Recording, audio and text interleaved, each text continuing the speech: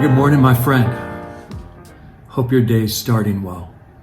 I want to talk to you this morning about something that's pretty difficult for me to talk about. This is not an easy topic, but one in which I believe is absolutely critical for so many couples today. How can you save your marriage by putting yourself first? I want to talk to you about how you can save your marriage by putting yourself first. Let me tell you a story. Robin and my marriage was virtually over. We were at a very, very bad place. I had just cheated on her and had an affair. We were going in opposite directions. We looked good on the surface, but behind closed doors, our marriage was not so good. Most people have no idea. She had cheated on me years earlier. We didn't outwardly fight.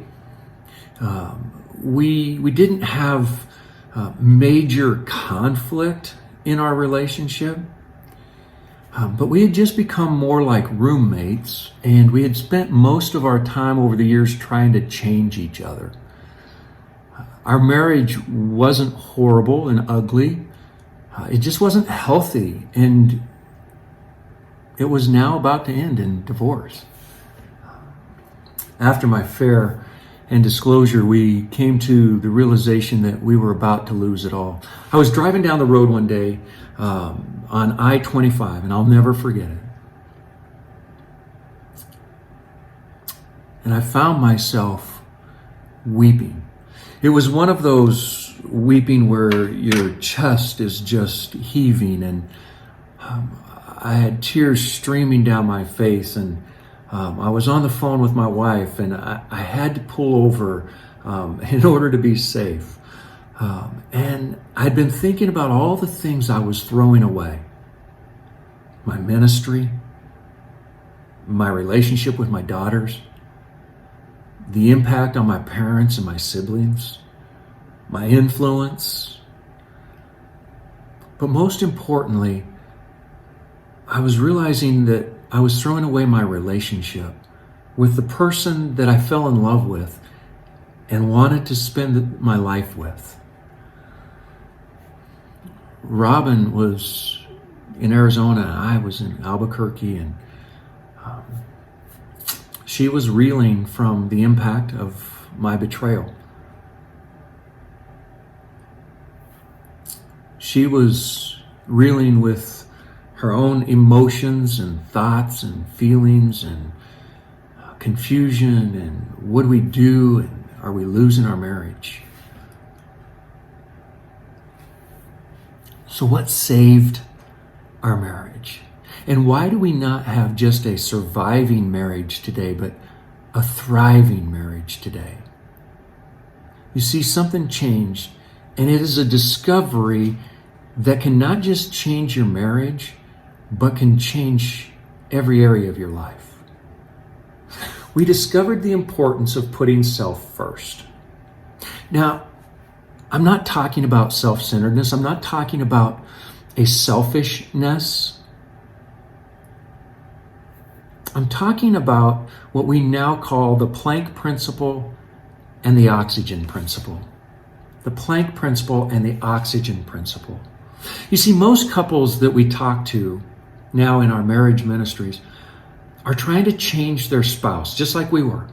We spent so much time trying to change their spouse. In fact, most couples can make a very quick list of all the faults and flaws in their spouse. He's lazy. He's always depressed, doesn't pay attention to me. I wish he would, if he would only. And then and we can make a quick list. She's always nagging and critical. I'm the only one trying in this relationship. It's funny, in all my years of working with couples, how often I hear two couples, one will sit in my office and say, I'm the only one doing anything. I'm always the one having to work on this relationship. She'll go out of the office, he'll come into the office, and he's like, I'm the only one working on this relationship. I'm always the one having to do everything. And I'm like, how can two people have the same perspective that they are the only one? And then I realized that's exactly what we were doing. We were the one trying to change the other person, and we spent all of our time, effort, and energy focused on this list of all the negative crap in each other, and we were trying to change the other person. Our focus was on the other person and what we wanted them to change. And now, add to that, infidelity and broken trust.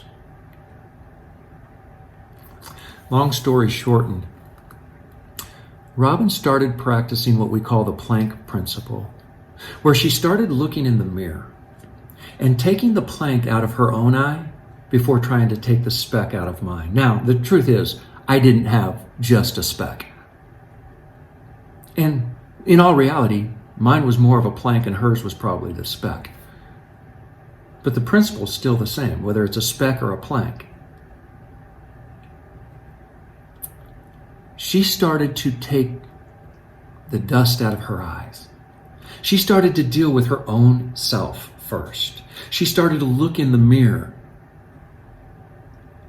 and become honest with all of her stuff in her life.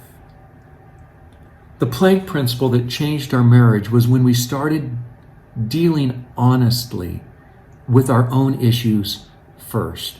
We each began to work on us instead of the other person.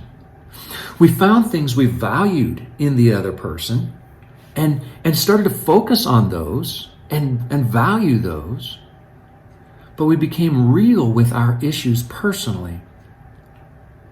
And the truth was, size was irrelevant. It didn't matter how big our issue was. We had an issue that we had to deal with. And when we started dealing with our own issues, we started asking ourselves this question. If I want a spouse who is, fill in the blank, am I? If I want a spouse who is trustworthy, am I trustworthy? If I want a spouse who listens well, do I listen well? If I want a spouse who is not critical, am I not critical? If I want a spouse who cherishes me, do I cherish? If I want a spouse who loves me unconditionally, am I unconditional in my life, in my love? If I want a spouse who is, am I? And when we took personal responsibility, whether the other person did or didn't, we started to watch our marriage change and grow.